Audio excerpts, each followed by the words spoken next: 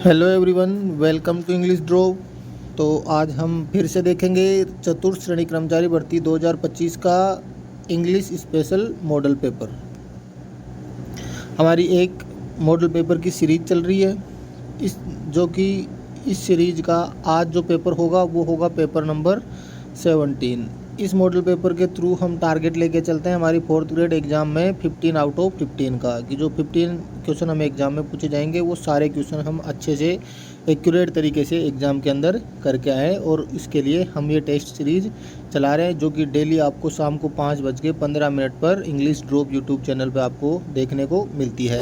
तो स्टार्ट करें आज का पेपर स्टार्ट करने से पहले आप एक बार क्लास को लाइक ज़रूर करेंगे और देखेंगे क्वेश्चन नंबर 1 लिखा है which is correct. Question number 1 है which is correct. She asked me where I blank.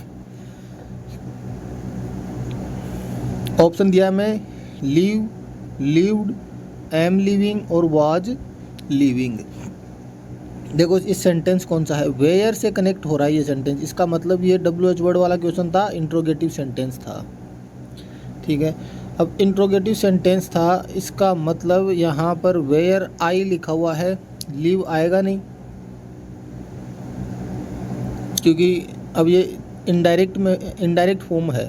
तो हम देखेंगे कि अगर ये डायरेक्ट फॉर्म में था तब अगर यहाँ पर लिखा था वेयर डू यू लिव, ऐसे हुआ। अगर वेयर डू यू लिव और इसको हम अगर इनडायरेक्ट में चेंज करेंगे तो ये डू यू लिव का हो जाएगा आई लिव्ड। क्या हो जाएगा? आई लिव्ड, क्योंकि प्रेजेंट सिंपल है। प्रेजेंट सिंपल किस में चेंज होगा? पास्ट सिंपल के अंदर। प्रेजेंट सिंपल किस में होगा? पास्ट सिंपल में। तो यहाँ पर हमारा लिव्ड है, option number B. Option number B है लिव्ड, यहाँ से करेक्ट आंसर हो जाएगा। नेक्स्ट है स्पॉट द एरर, गलती का पता करना है, गलती पहचाननी है। सेंटेंस है he will has finished the work by tomorrow. He will has finished the work by tomorrow, will has finished और टुमारो, ये हमारे सामने 4 ऑप्शन है। इनमें से कौन से ऑप्शन में मिस्टेक है, एरर है? तो देखो यहाँ पे क्या लिखा, will has finished. Will have third form, shall have third form, past perfect tense में हेल्पिंग, फ्यूचर परफेक्ट टेंस में हेल्पिंग वर्ब आती है will have shall have, will have shall have. तो विल हैज नहीं होता, क्या होता है? विल हैव होगा। इसका मतलब ऑप्शन नंबर बी है वो हमारा राइट आंसर हो जाएगा। नेक्स्ट है question number 3, change into active voice. Active voice बताना है हमें, और एक्टिव वॉइस का मैंने एकदम शानदार तरीके से आपके का एक वीडियो दे रखा है, इसमें पता है आप बिना किसी रूल के डायरेक्ट आंसर दे सकते हैं। देखो पैसिव वॉइस हमें दिया गया है, एक्टिव हमें इसका बनाना है। पैसिव वॉइस में क्या लिखा है? Was written. अब देखो वॉज वर्ब में कब चेंज होता है? जब हमारे पास में पास्ट सिंपल टेंस हो, मतलब सेकंड फॉर्म हो, तब वो किस में चेंज होती है? पैसिव में, वॉज वर्ब में। तो देखो ऑप्शन में राइट्स नहीं होगा, रोट सेकंड फॉर्म है, इज राइटिंग और हैज रिटन ये नहीं होगा, सेकंड फॉर्म चाहिए हमें, ऑप्शन नंबर बी। तो बिना किसी रूल के डायरेक्ट हम हमारा आंसर कर देंगे ऑप्शन नंबर बी। नेक्स्ट है choose the correct passive voice. इस बार हमें पैसिव वॉइस बताना है, लिखा है दे हैड फिनिश्ड। अब देखो हैड आए तब क्या करते हैं हम? हैड बीन बना देते हैं। हैड का पैसिव वॉइस में क्या बन जाएगा? Had been. देखो had been, was finished, is finished, has been. क्या चाहिए था हमें? Had been. Option number A हमारा राइट आंसर हो जाएगा। नेक्स्ट है change into indirect speech.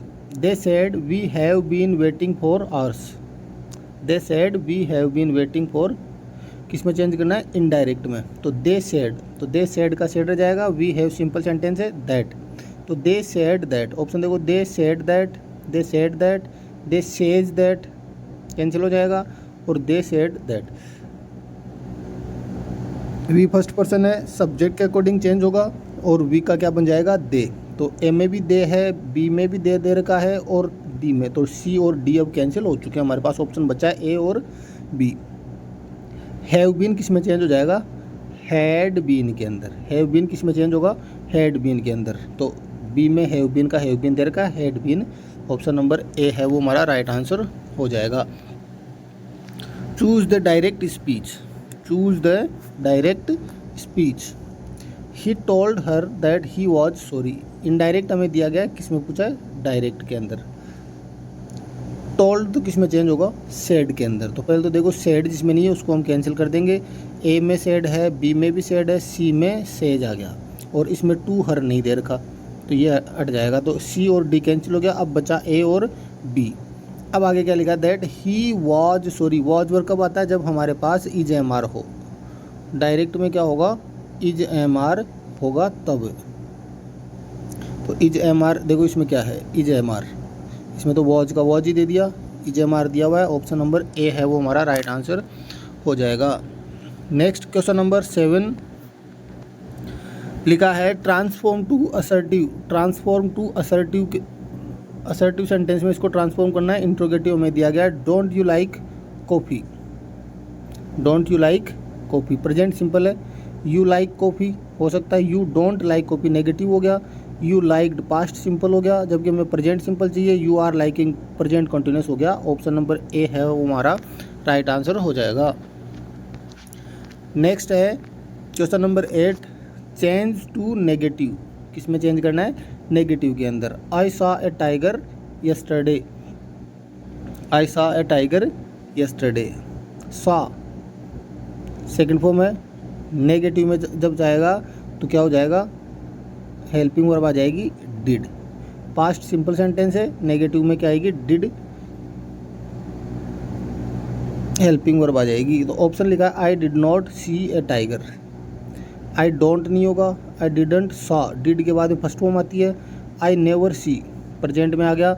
Option number A I did not see a tiger yesterday. Next है question number 9 identify the error. Error का हमें पता करना है, पहचानना है एरर को। We enjoy watching movie on weekend. We plural subject है, सिंगुलर वर्ब आ गई, हमें क्या चाहिए, प्लूरल वर्ब। इंजॉय नहीं आएगा, ओनली इंजॉय ही फर्स्ट फॉर्म ही आएगी, इसका मतलब वी इंजॉयज, इसके अंदर एरर है। नेक्स्ट है question number 10 choose the correct article. Correct article का यूज हमें करना है। Moon was full last night. देखो यूनिक चीज़ों के साथ में, एकमात्र चीज़ों के चीज़ है जो इस दुनिया के अंदर, चाहे सन, मून, अर्थ, स्काई, इन सब चीज़ों से पहले कौन से आर्टिकल का यूज होता है, article the. Option number C. Next है क्वेश्चन नंबर 11 लिखा है select the correct determiner. Determiner का यूज करना है। Student must submit their work. Every, all, some, much. देखो अनकाउंटेबल के साथ यूज होता है, सम का मतलब कुछ को, ऑल या एवरी में से आएगा। ऑल का मतलब सभी को।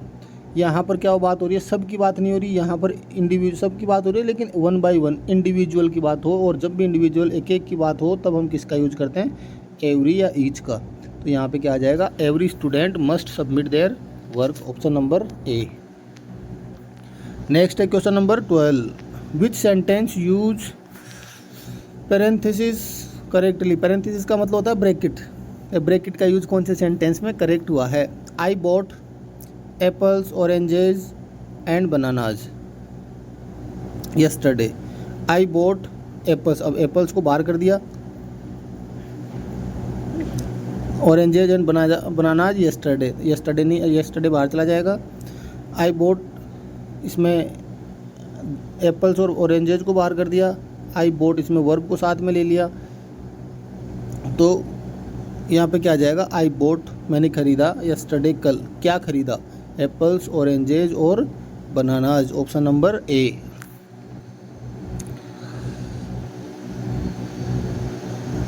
क्वेश्चन नंबर 13 है which option correctly completes the sentence. Sentence को कंप्लीट करने के लिए कौन सा ऑप्शन है वो सही यूज होगा। He is interested. देखो इंटरेस्टेड एक वर्ब है, इसके आगे एक प्रीपोजिशन आती है, फिक्स प्रीपोजिशन है in. Interested in learning new languages. Interested in fix preposition होती है, interested in. Which English translation is correct. यह मेरा घर है, यह है दिस, है इज मेरा, माई घर house, this is my house, this is my home. Option number D में क्या दिया गया है, दिस इज माई होम। ये भी आंसर करेक्ट है, लेकिन पर्टिकुलर घर को बताने के लिए किसका यूज हो जाएगा, हाउस। तो ज़्यादा सही कौन सा माना जाएगा, this is my house, option number A. Last 15th question है, select the English term of अनुबंध। अनुबंध को इंग्लिश में क्या कहा जाता है, पॉलिसी, एग्रीमेंट, रूल और डायरेक्टिव। पॉलिसी, एग्रीमेंट, रूल और डायरेक्टिव। अनुबंध होता है एग्रीमेंट। अनुबंध होता है दो पार्टीज के बीच में कोई एक एग्रीमेंट हुआ है, अनुबंध हुआ है। ऑप्शन नंबर बी है वो करेक्ट आंसर हो जाएगा। तो ये था आज का हमारा paper number 17। Thanks for watching.